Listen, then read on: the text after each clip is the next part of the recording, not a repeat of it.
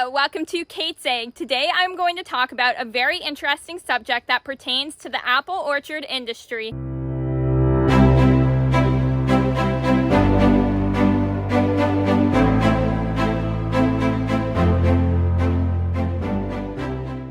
There is a growing debate about the flavor and hardiness between heritage apples, like the McIntosh and Ida Red orchard I am standing in, and the new dwarf varieties that are being planted in commercial orchards across North America.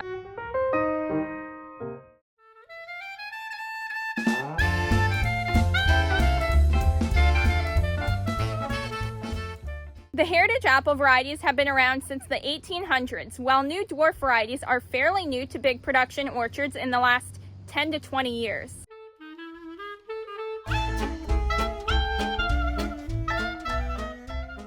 Dwarf varieties have been created out of consumer demand for perfect-looking apples.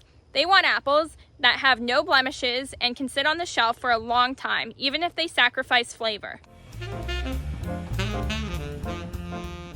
The heritage or heirloom apples have better flavor, but they are not as perfect and beautiful looking, so they have suffered a decline in commercial markets.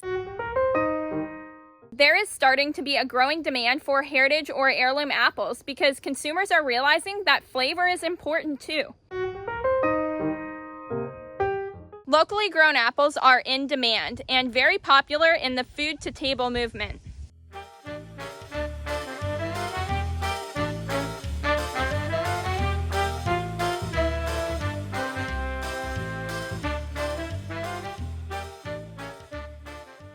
Fortunately, the heirloom apple varieties are usually very hardy, but they are harder to harvest because they are on taller and bigger trees than the dwarf varieties.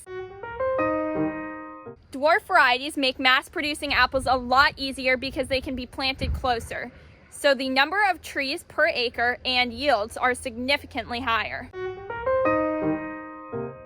Heirloom varieties are starting to be grafted onto dwarf rootstock. Now that is very exciting.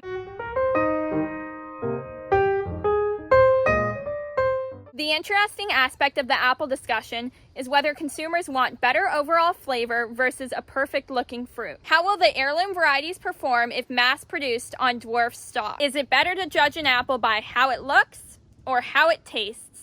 Thank you so much for watching. Bye!